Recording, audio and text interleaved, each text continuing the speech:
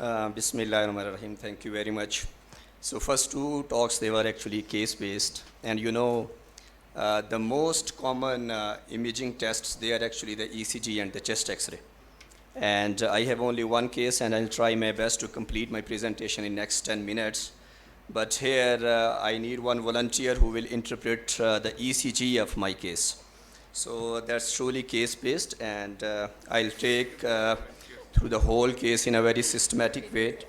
And at the end, you will have some kind of take-home message. So 29-year-old staff nurse, she has history of multiple emergency admissions with the symptoms of tachypalpitations, EC fatigability, and it's happening for few months.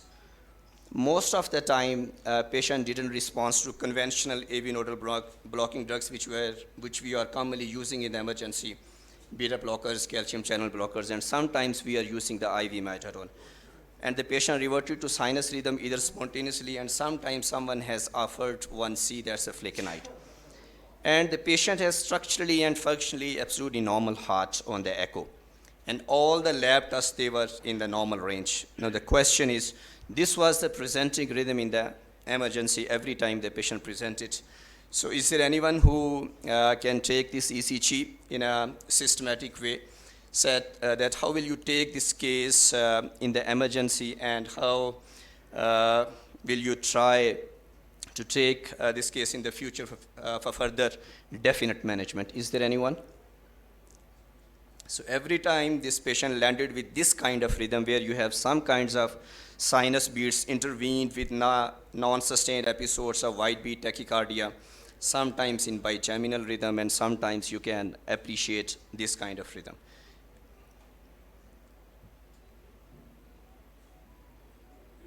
Mic, please.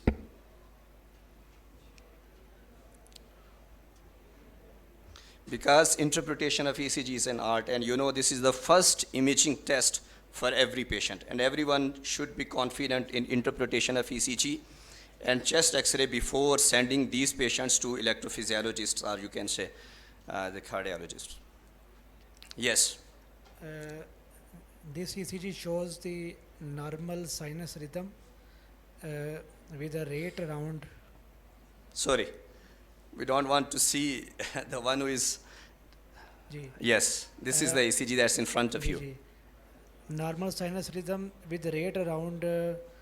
So here the normal sinus rhythm, okay? Rate around 75 beats per minute.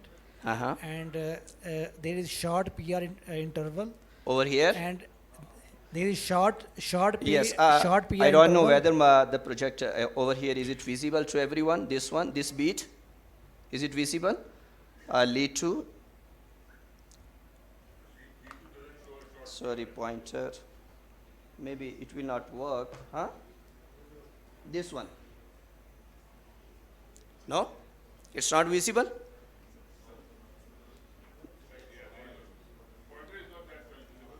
Okay. Okay, continue, Dr. Zahid.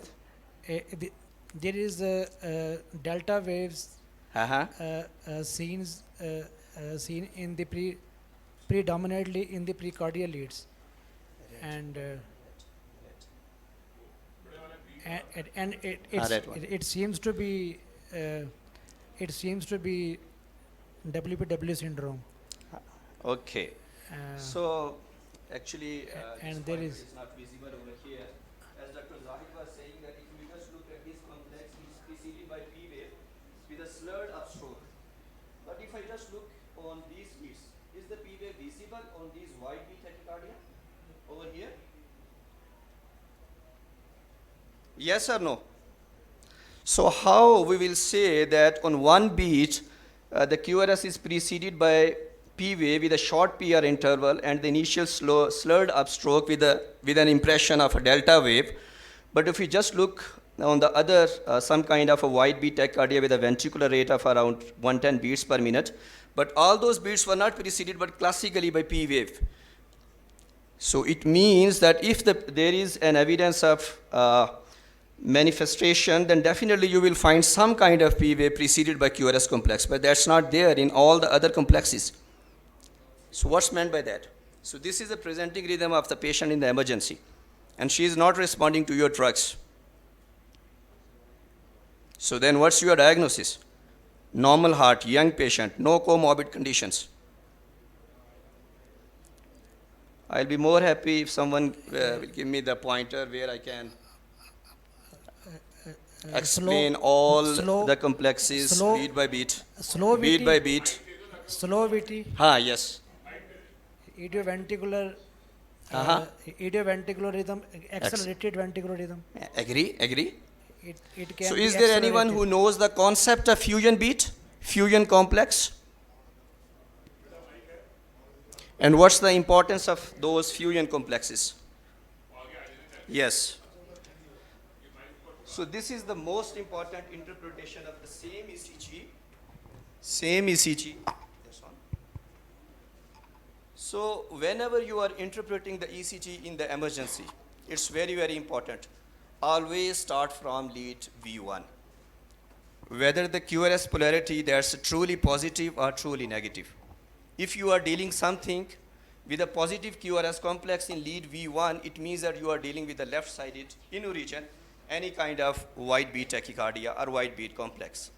And if that's truly left-sided, left bundle branch morphology, it means that you are dealing with some kind of RV inner region or septal inner region. So it means that we have something that is from left side.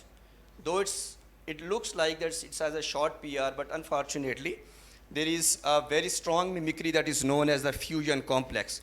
In that situation, once there is a sinus beat that's coming from the sinus node and it's traversing through the atria, and at the same time ventricular focus that's firing, and there is somehow a fusion that's close to the AV junction, or you can say some kind of Purkinje network. In that situation, you will find the sinus beat and at the same time QRS complex, and that's the classical example of this hybrid QRS complex that is known as fusion beat. And that's the hallmark of a ventricular source of this wide beat. So it's very, very important to know the localization as well as to know the mechanism. And whenever there is inferior axis, it means that you are dealing something that's from the base. And if you have right bundle branch morphology in lead V1 and the truly inferior axis, it means that you are dealing with some kind of outflow tract, but that's from the left-sided. So this again precardial transition is again very, very helpful. As you will move from V1 to V6, if something is right bundle branch morphology, it means that you are dealing some kind of PVCs close to the great cardiac vein or mitral annulus. And if there is a truly left bundle branch morphology with a late precardial transition, it means that you are dealing with RVOT, classical normal heart, PVCs or ventricular tachycardia. So moving to the next slide, again, this is actually a representation of the fusion complex. So this is very, very important slide for all the imaging colleagues, that this is actually the AV junction that is viewed from the right posterior direction. Here, this is the aorta, this is the RVOT, and this is the tricuspid annulus, and this is actually the mitral annulus. So the junction that is close to the anterior mitral leaflet, close to the non-coronary sinus valsalva, this is actually known as aortomitral continuity.